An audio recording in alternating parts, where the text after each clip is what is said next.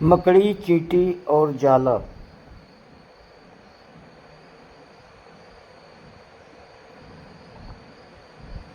कहानी है मकड़ी, चींटी और जाला। एक मकड़ी थी।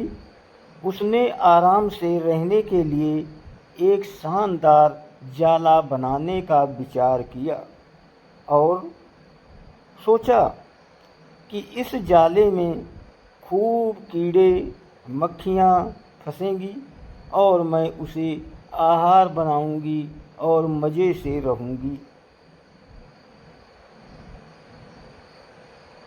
उसने कमरे के एक कोने को पसंद किया और वहाँ जाला बुनना शुरू किया। कुछ देर बाद आधा जाला बुनकर तैयार हो गया।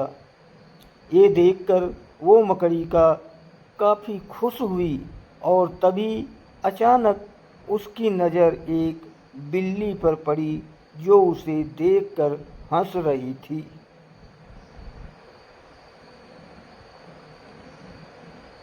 मकड़ी को गुस्सा आ गया और वो बिल्ली से बोली, हंस क्यों रही हो? हंसूं नहीं तो क्या करूं?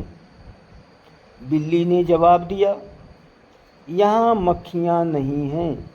ये जगह तो बिल्कुल साफ सुथरी है। यहाँ कौन आएगा तेरे जाले में? ये बात मकड़ी के गले उतर गई। उसने अच्छी सलाह के लिए बिल्ली को धन्यवाद दिया और जाला अधूरा छोड़कर दूसरी जगह तलाश करने लगी। उसने इधर उधर देखा। उसे एक खिड़की नजर आई और फिर उसमें जाला बुनना शुरू किया। कुछ देर तक वो जाला बुनती रही। तभी एक चिड़िया आई और मकड़ी का मजाक उड़ाते हुए बोली, अरे मकड़ी, तू भी कितनी बेवकूफ़ है। क्यों? मकड़ी ने पूछा। चिड़िया उसे समझाने लगी, अरे यहाँ तो खिड़की से तेज हवा आती है। यहाँ तो तू अपने जाले के साथ ही उड़ जाएगी।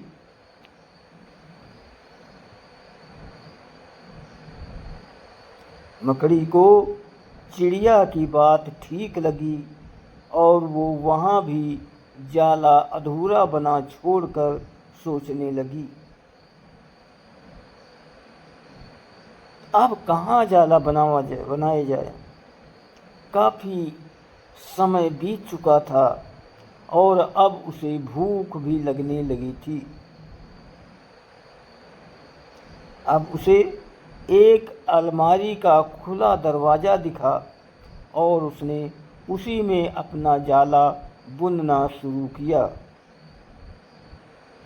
कुछ जाला बुना ही था, तभी उसे एक कॉकरोच नजर आया जो जाले को अचरज भरी नज़रों से देख रहा था। मकड़ी ने पूछा, इस तरह क्यों देख रहे हो? कॉकरोच बोला, अरे यहाँ कहाँ जाला बुनने चली आई। ये तो बेकार की अलमारी है। अभी ये यहाँ पड़ी है, कुछ दिनों बाद इसे बेच दिया जाएगा और तुम्हारी सारी मेहनत बेकार चली जाएगी।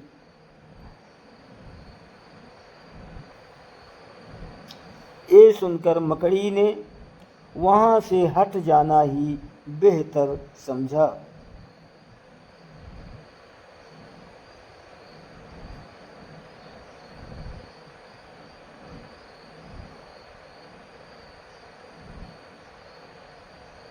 बार बार प्रयास करने से वो काफ़ी थक चुकी थी और उसके अंदर जाला बुनने की ताकत ही नहीं बची थी। भूख की वजह से वो परेशान थी।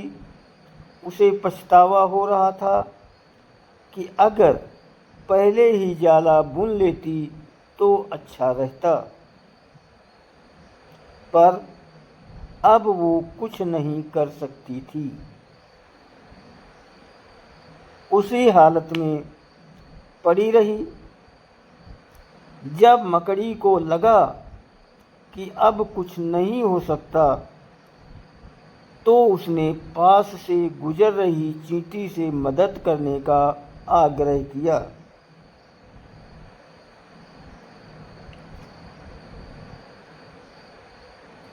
चींटी बोली, मैं बहुत देर से तुम्हें देख रही थी। तुम बार बार अपना काम शुरू करती और दूसरे के कहने पर उसे अधूरा छोड़ देती, और जो लोग ऐसा करते हैं उनकी यही हालत होती है। और ऐसा कहते हुए वो अपने रास्ते चली गई और मकड़ी पछताती हुई निढाल पड़ी रही। दोस्तों, वीडियो को लाइक और सब्सक्राइब ज़रूर करें, आपकी बहुत मेहरबानी होगी। धन्यवाद।